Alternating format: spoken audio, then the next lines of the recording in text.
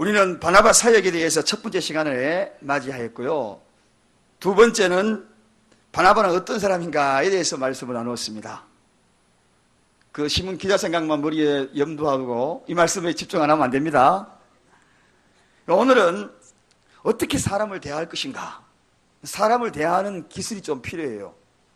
그냥 무턱대고 사람을 대하면 실수할 때가 참 많지만 그 사람에 좀 알고 대하면은 실수하지 아니하고 그 사람하고 아주 밀접한 관계를 맺을 수가 있습니다. 그래서 오늘은 이 바나바, 사실 이 바나바 한 명이 제대로 서니까요. 어떻게 해요? 초대교회 예루살렘 교회가 얼마나 은혜스러운지 거기에 그 살인마 사울이 변하여 사도 바울이 되지 않습니까? 그래서 바나바는 성도의 꽃입니다. 교회에서 최고의 목표는 바나바입니다. 그래서 이 바나바는 도대체 어떻게 사람을 대했기에 그가 그토록 위대한 성도로서 오늘날 우리에게까지 이렇게 전해지고 있는가? 우리가 그 사람이 되기를 원합니다. 그 사람을 닮아가자고요. 우리 교회에 이런 바나바가 많이 있으면 참으로 은혜로운 교회가 됩니다. 그래서 저는 오늘 두 가지 차원에서 바나바에 대한 이야기를 존재론적인 방법과 또 방법론적으로 어떻게 사람을 접근하는지 이 말씀을 좀 나누고자 합니다. 첫 번째 넘어가겠습니다. 먼저 이 바나바에 대한 부분은 인간은 특별히 기질이라는 것을 타고났어요. 그래서 존재론적으로 그 사람을 가만히 보면 독특한 기질들이 다 있어요. 누구에게도 이 기질이 다 있습니다.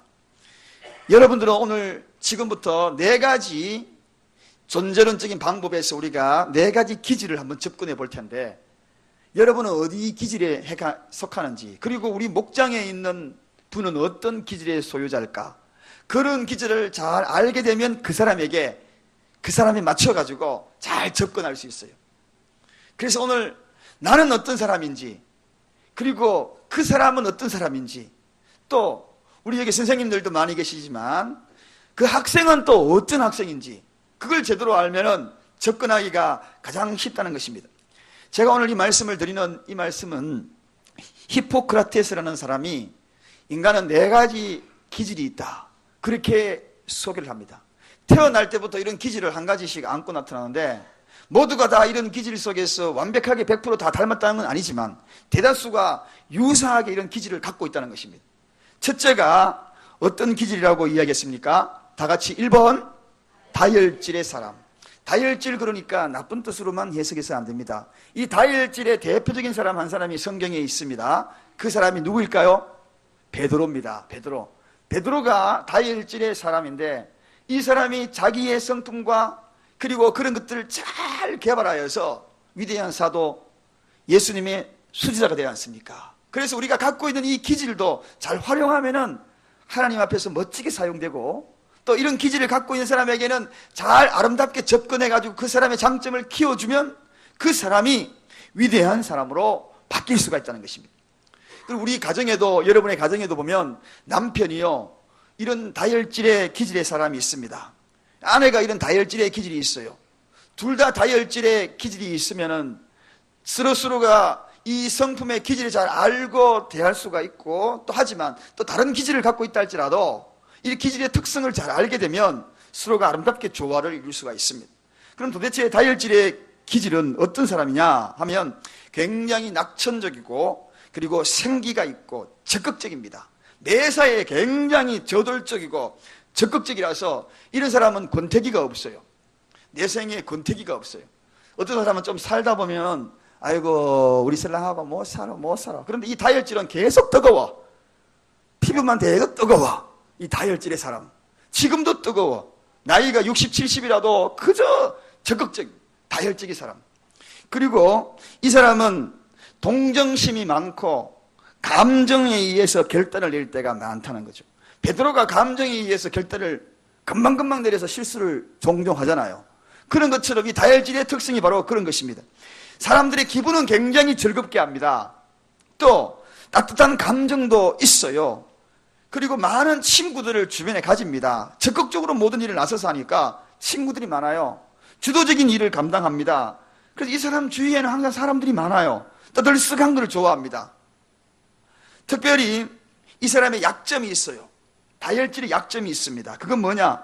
가만히 있지 못함으로 좀 불안정해요. 뭔가 모르게 어수선한 사람들 있죠. 여러분 주위에 그런 사람 있죠. 뭔가 모르게 막 어수선해. 뭔가 모르게 대화하다 보면 친구들 중에서 그런 친구 있어요. 뭔가 모르게 뭐를 해야 되는데 하고 자기도 모르게 계속 뭐 이러고요. 혼자 중얼거리기도 하고. 다혈질의 스타일입니다. 이 일을 한번 시작하면 끝을 잘 못 내. 이 일은 자절질러. 근데 끝을 잘 마무리를 못해.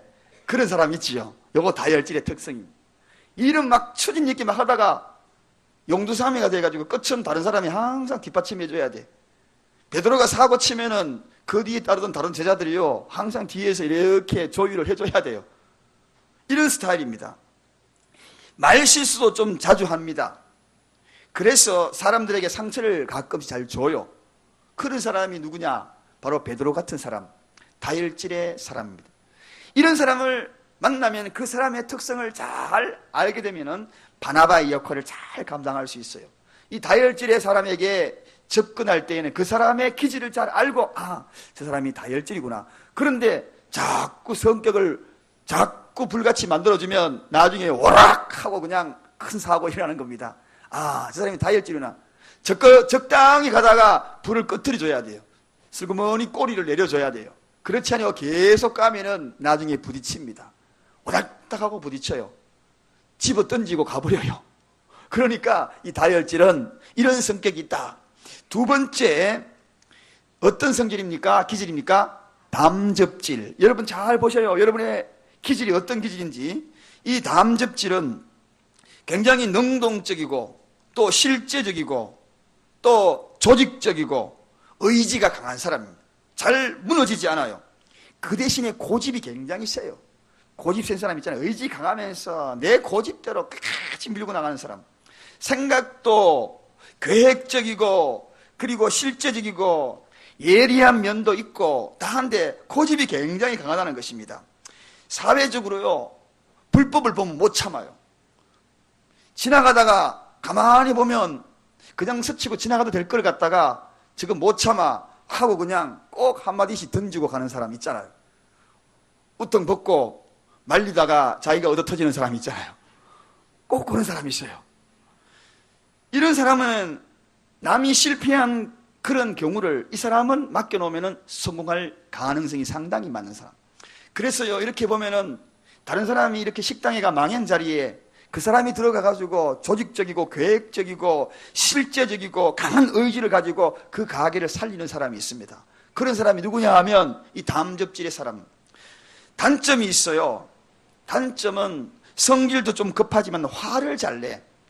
자기 마음에 안 들면 화를 너무 잘 내. 목표만 가지고 달려가기 때문에 방해되는 사람을 좀 짓누르려고 하는 그런 스타일의 소유자가 바로 이 담접자입니다.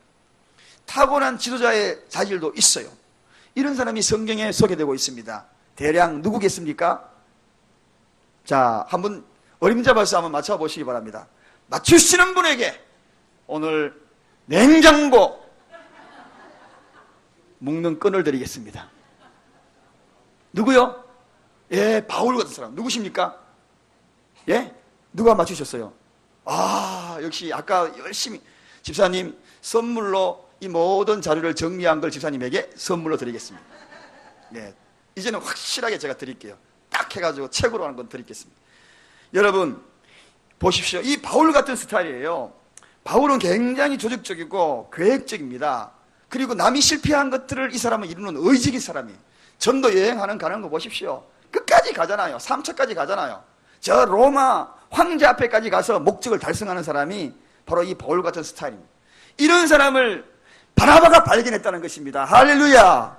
그 사람의 기질을 발견하고 그 사람에게 적극적으로 그 일을 잘 맞춰주니까 이 사람의 기질을 발휘해가지고 1차, 2차, 3차 전도여행을 떠나고 성경을 13권이나 기록하는 위대한 사도로 만들었다는 것.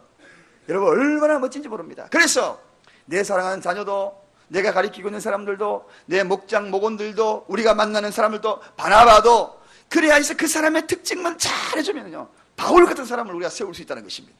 이게 중요해. 이게 중요해. 내 자식도요 이런 담접절이면 단점도 많이 있잖아요. 화도 잘 내고 부럭부럭하고 그렇지만 목표를 향하여 끈질기게 달려가는 그러한 특징이 있으면 여러분 잘 한번 조절해 보십시오. 그러면 큰 일을 이룹니다. 그리고 큰 목적을 이루게 될 것입니다. 남들이 실패한 것을 성공으로 만들 수 있는 기질이 바로 이 담즙질입니다. 그 다음에 우울질입니다. 우울질의 사람, 그러니까 우울증 걸린 사람으로 생각하는데 그런 뜻이 아닙니다. 기질을 의미합니다. 기질. 여러분들 중에서 틀림없이 이 우울질의 사람들이, 기질을 갖고 있는 사람들이 분명히 이 자리에 있습니다. 저는 이렇게 사람을 상대를 많이 이렇게 성도를 해보면 아, 이분이 우울질 기질을 갖고 있구나 하는 것을 대략 알 수가 있어요. 본성이 굉장히 희생적입니다. 이런 분들은 말없이 희생하시는 분이에요. 그리고 완벽주의자입니다. 완벽주의자이다 보니까 감수성이 예민하여서 스스로 상처를 잘 받아요. 스스로 상처를 잘 받아요. 이 상처받은 거를 가슴에 꾹 안고 있습니다. 그러다 보니까 스스로 우울해지는 거예요. 스스로 우울해지는 거예요. 열심히 희생하고 난 다음에 그 희생을 통하여서 기쁨으로 승화를 잘 못 시키고 자기 스스로가 그에 대한 우울해져 버리는 그러한 경우가 참 많습니다. 그래서 외향적인 그러한 것들에 대해서 적극적이지는 못합니다. 반면에 한번 사귀면은 그 사람에게 처음에는 마음의 문을 잘 열지 않지만 마음의 문이 열리면 모든 걸 다 줘버려. 모든 걸 다 줘버려. 그리고 나중에 상처받아. 그러니까 나중에 상처받아. 남들이 자기에게 오도록 하는 그런 스타일이지 자기가 절대로 다가가지 못하는 스타일입니다. 그런 경우 있죠, 여러분. 나에게 누가 말 한번 붙여주지 않나, 나에게 한번 상대해주지 않나. 그렇지만 본인이 정작 다가가가지고 말 붙이지를 못합니다. 천성이 좀 착한 사람들입니다. 그래서 감성이 예민합니다. 감수성이 예민해요. 의심을 잘합니다. 의심한다는 것은 사람에 대해서, 저 사람에 대해서 내 마음을 줘야 될까 말아야 될까 굉장히 의심을 많이 하지요. 작은 일에 의심을 하기 때문에 적극적이지 못하는 것이 특징입니다. 이런 사람이 있어요. 그런데 이 사람은 알고 보면은 굉장히 희생의 삶을 통하여서 그 기질을 잘 살려주면은 위대한 사람이 됩니다. 이런 사람이 성경에는 몇 사람이 있어요. 그 사람이 누구냐 하면 모세 같은 사람입니다. 모세는 참 마음고생을 많이 했던 사람, 지도자로서. 또 엘리야 같은 사람입니다. 엘리야 로뎀 나무 아래 가지고 하나님 날 죽여달라고 이야기했던 엘리야 아시죠? 그렇게 큰 능력을 베풀었으면서도 스스로 그 능력에 대해서 감성이 예민해가지고 돌아앉아가지고 우울해버리는 사람, 이 엘리야 같은 사람. 솔로몬 같은 사람입니다. 헛되고 헛되니 모든 것이 헛되다. 위대한 일을 이뤘지만 자기 스스로 그런 일들을 만들죠. 또 사도 요한 같은 사람입니다. 이런 사람들이 대부분이 바로 이 우울질의 사람입니다. 그래도 그 사람들이 세워지니까 보십시오. 모세가 나왔잖아요. 엘리야가 나왔잖아요. 솔로몬이 나왔잖아요. 사도 요한이 나왔잖아요. 그러니까 우리가 갖고 있는 이 기질이요, 잘못 사용될 수 있는 그런 것들이 아무것도 없다는 것입니다. 하나님 손에 제대로, 바나바를 제대로 만나면 그들이 세워지는 것입니다. 할렐루야. 그 다음에 마지막 점액질의 사람이 있습니다. 이 사람은 성격이 굉장히 조용하고 냉정합니다. 그러면서 태평한 그런 마음을 갖고 있어요. 마음이 태평한 사람, 그런 사람 있죠. 마음이 태평한, 뭐라 그래도 굉장히 마음이 태평해요. 지금 굉장히 다급한 그런 상황임에도 불구하고 마음이 태평해요. 이 다혈질의 사람하고 점액질의 사람하고 만나놓으면 어떻게 되겠어요? 다혈질 사람이 못 견디는 겁니다. 남편이 좀 이거 빨리 해달라 그러면은 알았다 하면 6개월 뒤야. 못 하나 쳐달라 그러면 벽에 못 하나 쳐달라 그러면은 알았다 그래 놓고 내일도 눈에 빠지도록 기다려도 치질 않아. 6개월 뒤에 가면은 못 좀 쳐줘 그러면 알았다 그러고 내일 또 쳐줘.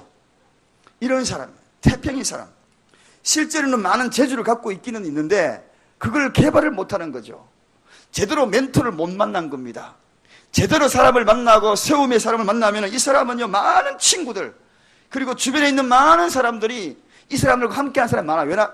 워낙 성격이 낙천적이고 워낙 태평이니까 이 사람을 어지간하면 다 좋아하는 겁니다. 뭐라 그래도 누가 욕해도 좋은 게 좋지 뭐 이런 사람이니까. 그런데 이 사람이 우유부단함이 세워지게 되면, 기질이 세워지게 되면 그 사람도 위대하게 쓰임받을 수 있습니다. 그런 사람이 한 사람이 있어요. 누구냐 하면 아브라함 같은 사람입니다. 아브라함이 그런 성격의 소유자였어요. 가라 그러면 태평이잖아요. 갈 바를 알지 못하면서도 가라 하니까 가야지 뭐 그러면 털레 가는 거예요. 그게 조직적이고 그리고 계획적인 사람이었으면은 아브라함이 왜 가야 되는데요? 거기가 뭐가 나오는데요? 가나안 땅까지 가려면 얼마나 걸리는데요? 이렇게 물어보고 했을 텐데 그는 전혀 그게 없어요. 가라 그러면 오늘 가라니까 뭐 그냥 가지 뭐 털레 가는 겁니다. 이런 사람도 보십시오. 아브라함도 그 기질이요 위대하게 쓰이지 않습니까? 여러분 그렇습니다. 여러분은 어떤 기질에 해당이 됩니까? 우리가 바나바로서 나에게 맡겨준 한 사람, 또 우리 목장에서, 우리 교회에서 그 사람하고 친밀감을 이룰 때는 그 사람의 기질을 잘 파악하면 제대로 된 사람을 세울 수도 있고, 또 나도 하나님 앞에 제대로 내 기질을 통하여 하나님 앞에 영광 돌릴 수가 있다는 것입니다. 자, 이것이 기질 중심의 이러한 내용이었고, 그 다음에 연령별로 한번 보도록 하겠습니다. 처음으로 연령별로 우리 교회에 오게 되면 이런 여기에 있는 나이는 다 영적인 나이를 의미하는 겁니다. 성인 초기는 사실 이 나이지만 제가 이 문제를 다루기 위하여서는 깊게 아동기부터 유아기부터 다룬 것이 아니하고 우리 교회에 올 그 시기부터 지금 이야기를 하게 될 것입니다. 먼저 우리 교회에 처음으로 오시는 분들은 대부분 성인 초기입니다. 이런 성인 초기에 오시는 분들, 이런 분들의 특징이 있습니다. 이런 사람들은 친밀감, 고립 이런 것을 늘 마음속에 염두되고 있어요. 그래서 처음에 와가지고 스스로 고립시키거나 누구 하나 나에게 좀 친밀감을 가지고 다가가고 싶은데 하는 그런 마음을 갖고 있는 자들이 이 시기입니다. 그래서 잘 적응할 수도 있고 아니면 스스로 고립될 수도 있고 그런 상황이지요. 그래서 우리가 이 마음을 잘 알아야 돼요. 저분에게 잘 다가가면 아주 친밀감 있게 스스로 관계성을 유지할 수 있지만 저분이 스스로 고립될 수 있다는 것. 그래서 우리는 바나바가 되게 되면 처음으로 왔을 때 이 두 가지 속성을 갖고 있겠구나. 마음에 뭔가 모르게 갈증을 느끼고 있구나. 친밀감을 갖고 있구나. 아니면 반대로 고립된 상태에서 나 혼자만 신앙생활을 해야 되겠다. 그런 생각을 갖고 오시는 분도 있다는 것입니다.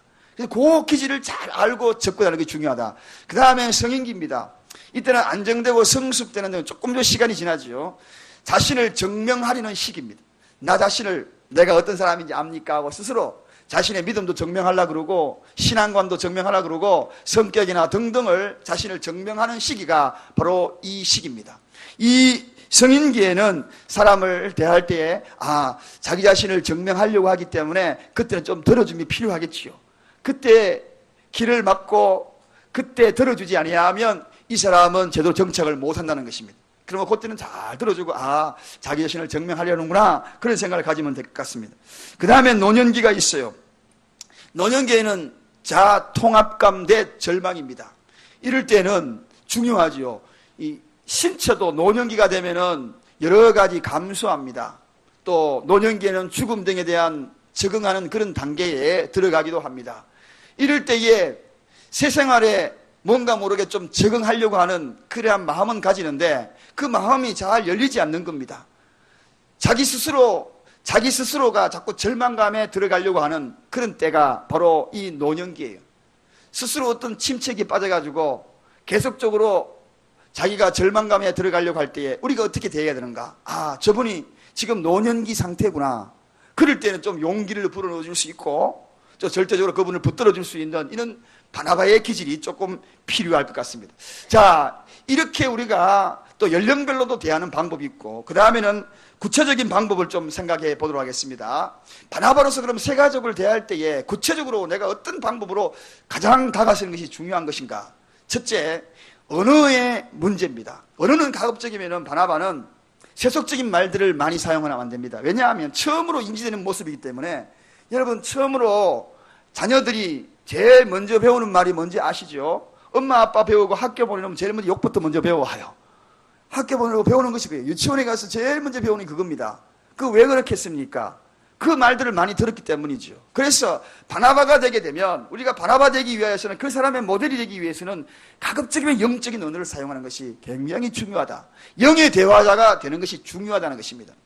혼에서 나가는 인간은 그 말은 인간적인 것이지만 정적인 것인 그런 영에서부터 나아가는 그 말은 감동적인 언어들이 나오게 된다는 것. 그래서 우리가 언어 사용할 때에도 굉장히 조심해서 사용하는 것이 중요하다는 것입니다. 대화할 때에 입술이라든지 또 내 머리라든지 내 가슴이라든지 여러 생각들이 지금 내가 쏟아놓는 이 말들이 영적인 언어인지 아닌지 인간적인지 세상적인 것인지 그 사람의 표출할 때 조심스러운 것이 참 중요합니다. 여러분 대화 속에 들어보면 그 사람의 인격을 다 알 수가 있지 않습니까? 정말 하나님의 말씀에 감동된 언어들을 쏟아놓는 자가 진정한 바나바가 되며 또 그 사람을 통하여서 새로운 사람이 세워지는 것입니다. 그러므로 우리가 앞에 서겠던 이 바나바는 바울이 늘 바라본 겁니다.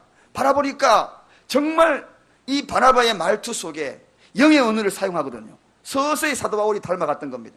폭군이고 직설적이고 그런 이 바울이 서서히 바나바의 모습에 동화되어서 제대로 된 영적인 언어를 구사하지 않습니까? 그래서 이 사도 바울은 성경의 여러 모양으로 많은 부분을 글들을 읽어보면 영의 언어를 사용하는 그런 내용들을 우리가 속속히 볼 수가 있다는 것입니다.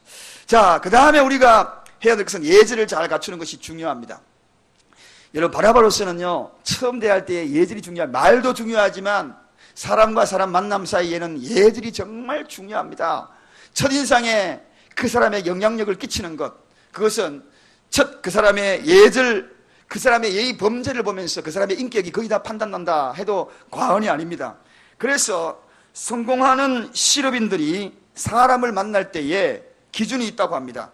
그 사람의 30초가, 그 사람 만나서 30초가 가장 소중하다, 그렇게 이야기합니다.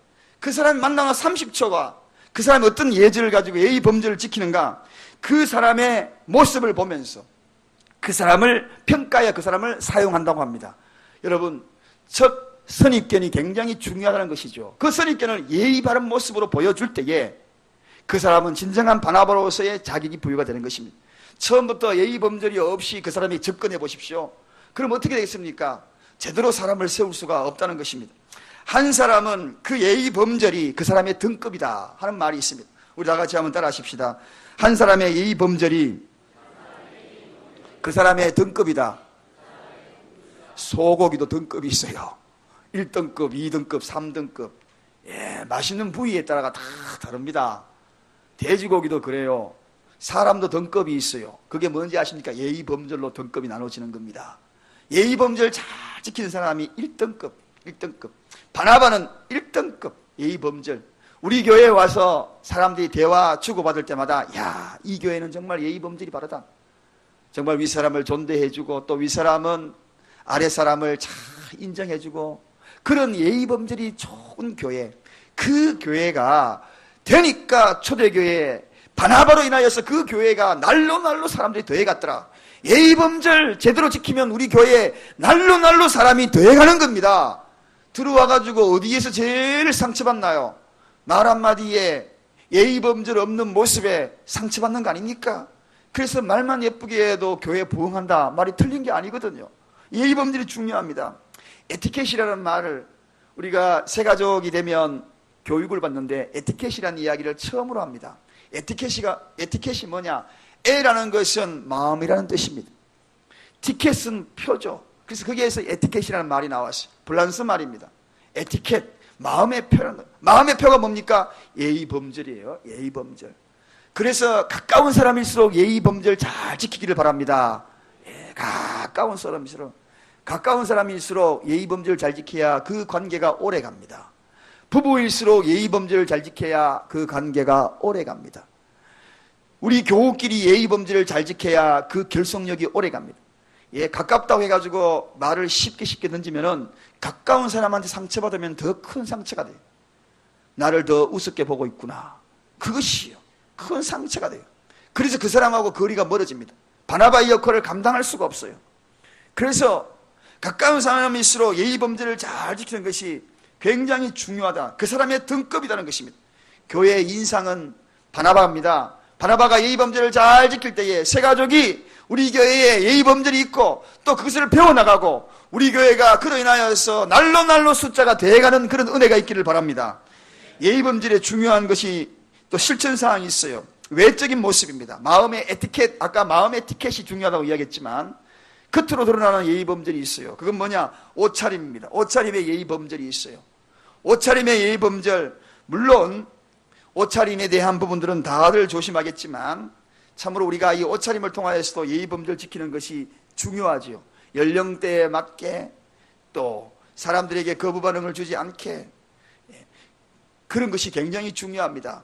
저기 베드로 성당에 들어가려고 하면 무릎 밑으로 오는 치마를 입고 들어가야 한다고 합니다. 그만큼 그 베드로 성당에 들어갈 때에는 그러한 옷차림을 까다롭게 한다는 거죠. 제가 다녔던 그 신학교에도 청바지를 함부로 못 입게 했어요. 그렇다고 입지 말라는 것이 아닙니다. 미국 사람들에게는 이 청바지가요, 굉장히, 그러니까 좀 속된 말로 잘 나가는 사람, 거리의 사람들, 그런 사람들이 청바지 입는 거라고 인지가 되어 있어서 악기를 다루고 막 이런 어떤 그룹들, 세상 음악을 하는 사람들, 그래서 청바지를 못 입게 해요. 청바지 입게 나오면은 벌점 몇 점 받습니다. 2번 받았고 3번 받고 몇 번 더 받으면은 벌점이 과하가 되면은 퇴학 조치가 돼요. 그런데 한 달에 한 번은 청바지 입게 해요. 그날은 청바지 입음으로 말미암아 벌금을 내야 돼요. 1불씩 벌금 내고 청바지 입습니다 하고 벌금을 냅니다. 옷차림이 그만큼 중요하다는 거죠. 우리는 뭐 그런 것에 대한 부분까지 구체적으로 이야기하지 않지만 우리 교회는 너무 단정해서 너무 감사합니다. 두 번째는 인사는 어떻게 해요? 정중하게 한다. 정중하게 하는 인사. 인사도요, 어떤 사람은 때리면서 인사하는 사람이 있어요. 그거 진짜 아파요. 가끔씩 잘못 때려가지고 급소 맞으면은요, 이 사람의 인체 몸은, 제가 요즘 책을 공부하고 있다 그랬잖아요. 침, 급소가 엄청 많아요. 그게 잘못 맞으면은요, 사람이 숨이 탁 막혀가지고 그만 탁 쓰러지는 경우가 있어요. 그러니까 쓰다듬으면서 하는 건 괜찮아. 어떤 사람은 만나는 게 한국 사람의 특징이 이거예요. 반가운데 왜 사람을 때려? 막 때려요. 인사하는 것도 참 예의범절이 중요합니다. 정중하게 인사하는 것, 이것이 얼마나 우리에게 아름다운 모습인지 모릅니다. 제가 인사를 나갈 때 들어오고 인사를 하니까 사람들이 인사를 아까 들어갈 때 이거 또 합니까? 인사는 자주 할수록 좋은 거예요. 인사 많이 한다고 욕하는 사람 봤습니까? 없잖아요. 인사 하나로 제가 과거에 용돈 벌었던 사람입니다. 인사 잘한다고 하니까요, 어른들이 지나가다가 얼마 주고 그래가지고 친척들 만나면은 인사하고. 지금도 저는 우리 어머니, 우리 장모님 찾아보면 꼭 먼저는 큰절을 합니다. 큰절부터 먼저 딱 하고 그렇게 들어가요. 우리 집에 친구들이 놀러 오면 무조건 큰절입니다. 제가 부탁을 하지요. 처음에 큰절 딱 하면, 왜 그러냐 하면 저희 아버님이 인사하는 걸 제일 좋아했거든요. 그래서 큰절하고 들어오면은 저 집에 교육이 잘 되었다, 가정교육 잘 되었다 그러고, 큰절 안 하면은 저 집에 교육이 제대로 됐나 안 됐나, 부모가 제대로 교육을 시켰나, 이렇게 이야기해요. 요즘 아이들을요, 인사하는 습관 잘 가르치기를 바랍니다. 그래서 인사를 잘 할 수 있도록. 자, 이게 정중하게. 세 번째, 표정은 사랑과 상냥함을 잃지 않아야 된다. 표정은 묵뚝뚝하게 해가지고 그냥 찬바람이 쌩쌩 부는 그런 표정으로 사람에게 다가가면 그 사람 별로 안 좋지요. 그래서 다 같이 한번 따라 하십시다. 어느 중에 60%가 태도다. 안녕하세요 하면, 안녕하세요 근데 말이요 묵뚝뚝하게 인사하면 인사 받고도 기분 나빠. 그렇잖아요. 인사 받고 기분 나빠. 태도가 어느 중에 60%, 우리 표정이 60%를 차지하는, 말의 60% 이상이 태도예요. 그러므로 밝은 표정으로 인사하는 것이 중요하다. 네 번째, 우리 다 같이 있습니다. 시작. 언어는 부드럽고 친절하게 하며 경어를 사용한다. 여러분, 좀 나이가 젊더라도 교회 오면은 존칭어를 좀 사용해 주시기를 바랍니다. 예, 중요해요. 옛날에 우리 교회에서 쭉 자랐다고 해가지고 반말 막 하면은 안 돼요. 존칭어를 잘 사용해가지고 교회 오면은 집사님 불러주고, 교회 오면은, 교회에서 통용되는 그러한 직분들을 불러주셔야지. 우리 교회에 와가지고도요, 막 이렇게 해가지고 누구야 이렇게 부르면 안 돼요. 절대로 그러지 마시기 바랍니다. 교회 와서도 다 직분들을 불러주시기를 주님의 이름으로 부탁을 드립니다. 이게 바나바의 예의범절이에요. 기본 예의예요. 그러면 그 관계가 오래 갑니다. 그것이 중요한 거예요. 자, 그 다음에 3번 다 같이 있습니다. 시작. 상대방의 믿음에 따라서 대할 것. 이건 뭐냐 하면은 젖먹이 신앙으로 금방 신앙생활 하는데요, 그 사람에게 뭐라고 이야기합니까? 성경 오늘 집에부터 성경을 가서 한 권 일독해야 돼? 이러면 그 사람이 질려버리죠. 1년에 몇 절만 읽어도 돼? 이걸 가지고 처음 신앙생활을 교회 온 사람한테 기도 하루 1시간씩 해야 돼. 자기는 10분도 안 하면서. 그런 이야기하면 그 사람 제대로 믿겠습니까? 그 사람에게 당신 집안에 귀신 붙어서 그래, 이런 이야기하면 그 사람이 충격받아 버려요. 제가 언젠가 이야기했잖아요. 제 친구 집에 아직도 그 집에 전도 못했어요. 뭐라고 전도 못한지 아십니까? 자기 아버지를요 마귀라 그래가지고, 우리 집 마귀라고, 온 가족이 믿는 집안인데 아버지 혼자만 안 믿고 자식들하고 엄마하고 다 믿거든요. 만날 때마다 우리 집 마귀적이 있다고, 우리 집 마귀가 교회 가겠습니까 여러분? 무서워서 교회 못 가지. 그렇게 해서 그런 말들을 쉽게 하는 것이 아니라는 거죠. 자, 그 다음에 네 번째 다 같이 있습니다. 시작. 말하기보다는 상대방의 말을 경청하라. 이거 진짜 중요합니다. 처음 오는 사람들에게 대인관계의 성공적인 열쇠는 경청의 자세. 저도 성격이 좀 급해가지고요, 중간중간에 자꾸 말 튀어나가지고 굉장히 절제하려고 해도 그게 잘 안 돼요. 대인관계의 성공적인 열쇠는 상대방의 말을 경청하는 것, 보면서 듣는 것. 머리는 이렇게 돌려가 듣는 게 아니고 얼굴을 보면서 듣는 것. 이 들을 때의 자세가 굉장히 중요합니다. 그 자세에 대해서 오늘 바나바가 사울의 이야기를 얼마나 잘 들어줬으면은 속내 다 이야기해가지고 결국은 이 사람을 세우잖아요. 자, 1번 다 같이 있습니다. 넘겨보시기 바랍니다. 들을 때 어떻게 하는 자세입니다. 1번 다 같이 있습니다. 시작. 상대방이 이야기할 때는 서로 눈을 눈은 딴 데가 있고, 사람이요 눈빛을 자꾸 다른 곳에 둔 사람들은 좀 죄를 짓거나 아니면은 특징이 있습니다. 그 사람이 정신적인 약간의 상처가 있거나, 그런 사람은 눈을 보고 이야기를 못해요. 자꾸 이렇게. 안 그러면은 그 사람, 그래서 우리는요 눈을 보고 들어주는 것이 예의입니다. 상대방 이야기할 때 공감대 가지면서 눈을 봐줍니다. 눈을 부릅뜨고 막 이렇게 보는 게 아니에요. 부드럽고 인자한 눈으로. 그 다음에 2번 읽습니다. 시작. 상처를 상대방이 약간 내민다. 이 이야기는 뒤로 이렇게 제끼가 들으면 그만해 보이잖아요. 약간 숙여 쓰는 거예요. 이 사람에게 한번 15도만 한번 숙여 보십시다. 자, 살짝 숙여. 그렇게 해가지고, 그건 집사님 너무 숙였어요. 너무 이렇게 하면은요, 살짝 이렇게 숙이면서. 이게요, 경청하는 자세예요. 이렇게 들어주면은 이야기하는 사람도 재밌어요. 그런데 이렇게 해가지고 들으면은 이야기하는 사람도 싫어요. 부부끼리 대화할 때도요, 이렇게 하면 남편이 발 꺼가지고 눈도 안 쳐다보고 이야기하면 여러분 아내들 입장에서 얼마나 마음 상해요. 그래 하고 눈을 보면서 이렇게 들어주면은요, 그 들어주는 거 하나만으로도요 마음이 얼마나 평안한지 몰라. 제가 이런 이야기 하니까 우리 남편은 듣는 자세에 대해서 목사님 잘 이야기 다시 한번 강조해 주세요. 다시 한번 강조합니다. 15도 숙였어. 그 사람의 눈을 보고 그 이야기를 들어준다. 15도 몸을 약간 내밀어서 눈을 보면서 그 쳐다보면서 들어주면 얼마나 마음이 편하겠어요. 그런 자세가 새 가족이 왔을 때도 바나바가 되었을 때 그렇게 하자는 것입니다. 할렐루야. 그런 교회가 은혜로운 교회입니다. 그저 한마디 하면 그냥 이거 말도 하지 마, 시끄러 말도 못 붙이게 하면 그 사람이 제대로 교회 정착되겠습니까? 세 번째 다 같이 있습니다. 시작. 관심을 갖고 반응을 보여야 되는데 이 이야기 듣는지만 그렇게 하면서 반응을 보여야 돼. 반응 보이고 난 다음에도 중요합니다. 반응은 보이는데 내용을 모르고 있으면은 이것도 안 되죠. 반응 보이고 건성으로 이렇게 하면은 나중에 되면 더 욕도 먹어요. 나의 이야기를 건성으로 들었다고. 그러기 위해서 질문을 하는 겁니다. 다 같이 시작. 질문을 한다. 그렇게 어떻게 됐어? 그 다음에 어떻게 됐어? 이렇게 이야기하는 겁니다. 아셨죠?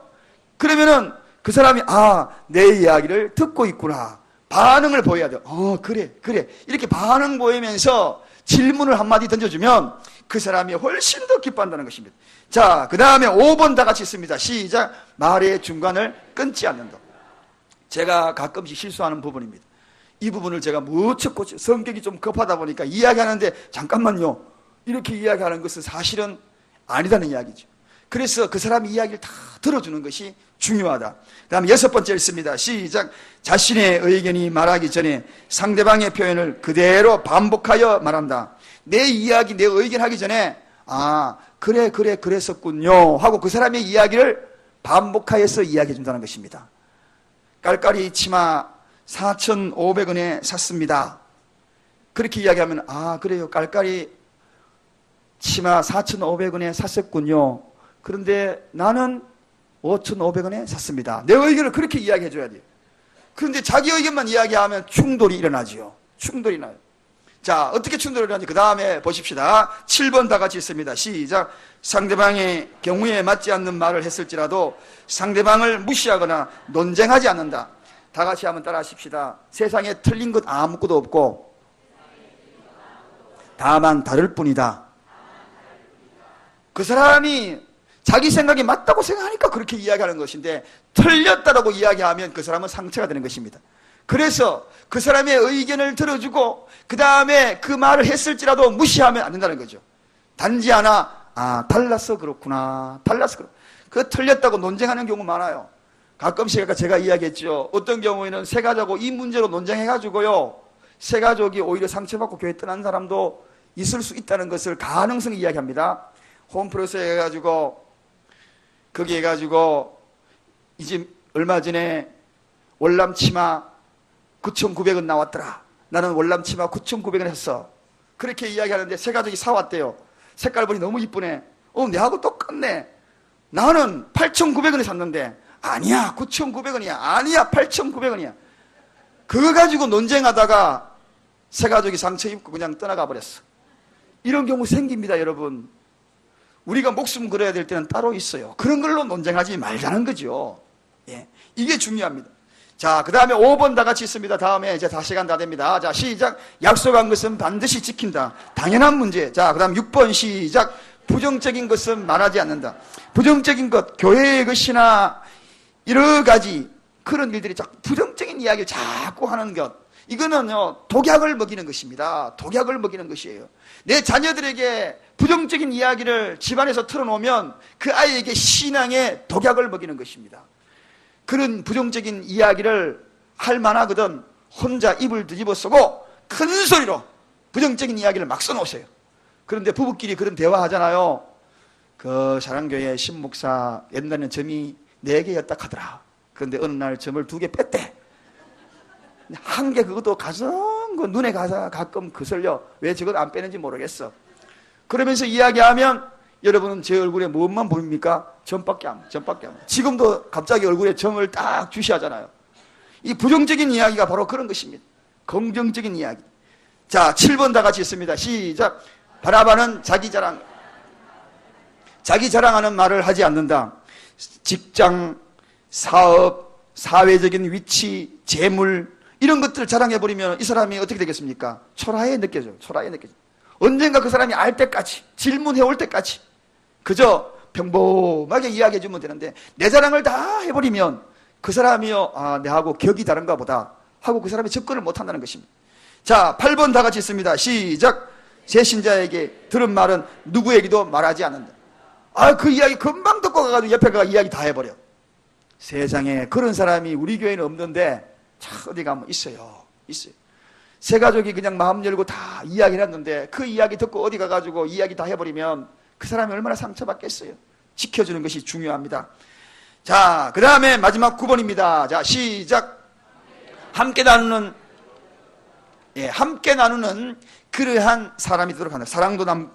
사랑도 함께 나누고 또 받은 은혜도 나누고 기쁨과 슬픔도 나누고 필요도 나누고 그런 것. 자, 그 다음에 마지막 10번째, 여기가 끝입니다. 사람을 끌어당기는 3가지 방식이 있어요. 상대방을 잘 받아들이면 사람을 끌어당겨. 받아들이면은 스펀지도 흡수지만 내뱉으면 뒤로 물러나는 것입니다.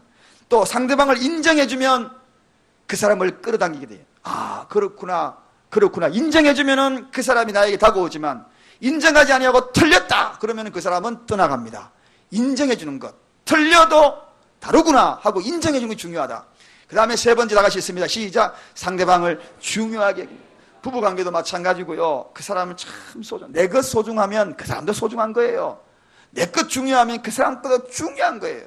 그래서 상대방을 중요하게 여겨줄 때에 그 사람을 끌어당기는 그러한 힘을 발휘하게 될 수가 있다는 것입니다. 자, 다 같이 한번 따라 하십시다. 나는 바나바입니다. 제가 바나바입니다. 우리 모두 바나바입니다. 기도하겠습니다.